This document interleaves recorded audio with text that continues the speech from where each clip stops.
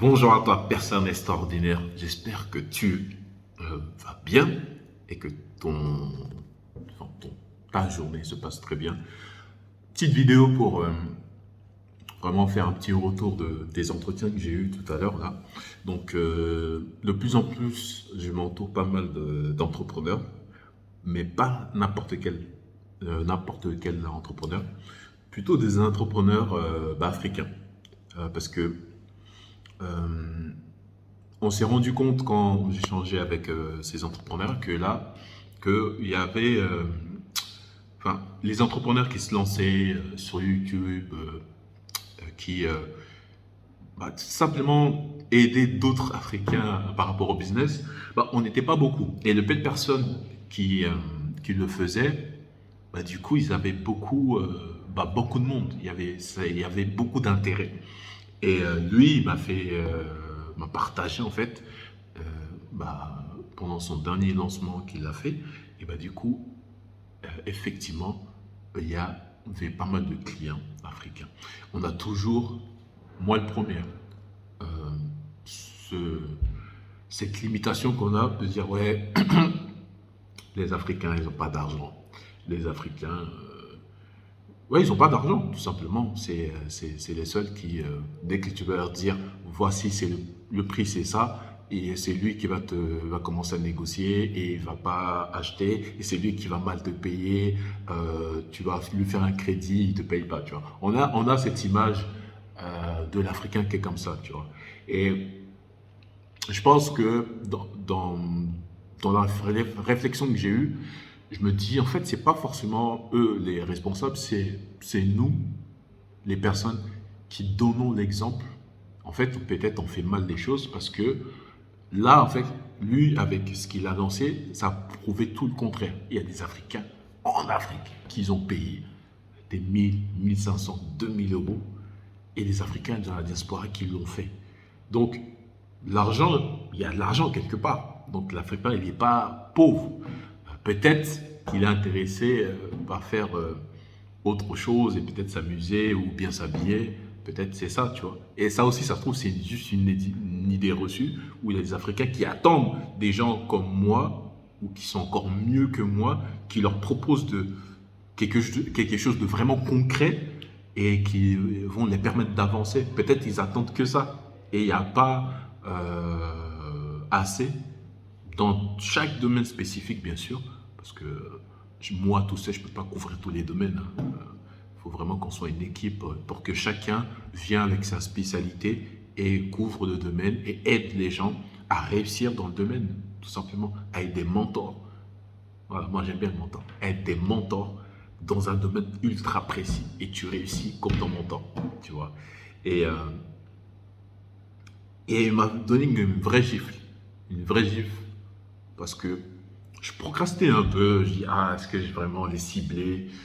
Mais en fait, Rafiki est mentor. Rafiki, on voit, même si c'est un dessin animé qui a été fait par, je ne sais pas si.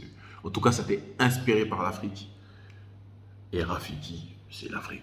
Donc, du coup, on fonce. On va aider des personnes. Quand je dis des personnes de la diaspora, principalement, ma communication sera eux. La diaspora, c'est les Africains qui vivent en Europe. Voilà. Et moi, plus particulièrement, je connais plus la France et je connais tout. Enfin, je connais plus la France que les États-Unis, le Canada ou autres pays européens ou occidentaux. Donc, c'est là, je vous fais part vraiment de cette prise de conscience, de cet exemple. Là, c'était pas des mots, c'était des chiffres, du concret. Il y a de l'argent en Afrique. Il y a de l'argent en Afrique. C'est juste que toi, peut-être jeune entrepreneur où tu te lances, peut-être tu es tellement limité dans le sens que l'Africain n'a pas d'argent, donc ta communication, dans comment tu as vécu ton message par rapport à ton business, les gens vont le ressentir. Et l'Africain, peut-être, il a beaucoup d'ego. Et du coup, dès que tu fais ressentir que tu n'es rien, et du coup, il ne va pas acheter.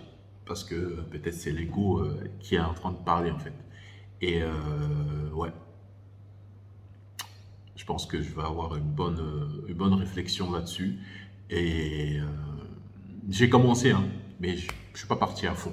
Donc je vais enchaîner quelques préparations pour aider vraiment euh, bah, les Africains, les Franco-Africains qui viennent de la diaspora à faire des business en Europe.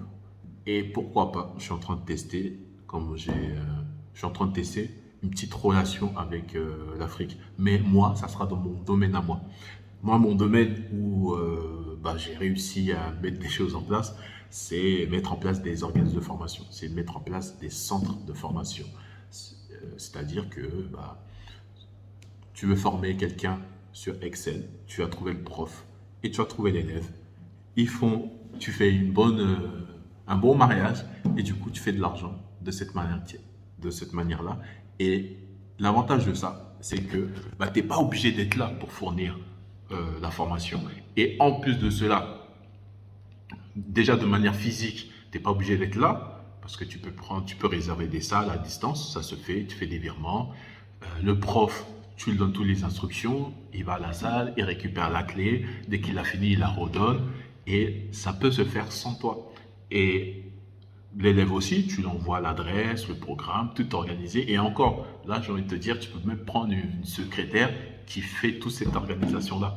Donc toi, tu n'as rien à faire sur la livraison. Là où tu vas vraiment bosser pour te dire la vérité, ça sera chercher des stagiaires. Enfin, quand je dis des stagiaires, chercher des clients. Ça sera ton seul travail pour le début. Une fois que tu auras mis un système en place pour avoir des clients régulièrement pour ton centre, la livraison, la gestion, tu peux vraiment tout déléguer et voyager en Afrique, voyager là où tu veux, euh, pas forcément en Afrique, mais là où tu veux. Donc, je pense qu'après cette vidéo-là, une semaine, 2 semaines là, vous allez commencer à avoir une vague de vidéos où je vais vous expliquer un peu plus en détail dans quoi j'ai réussi à faire de l'argent, tout simplement. Et j'ai envie de proposer à certains d'entre vous,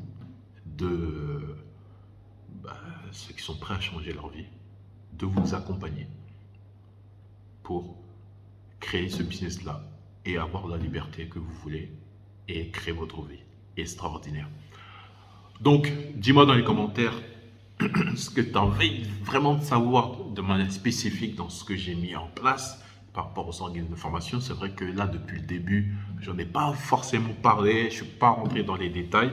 Dis-moi ce que tu veux exactement savoir et sans tabou, hein. Combien on peut gagner, c'est quoi les charges, bref, quelle que soit la question, dis-moi.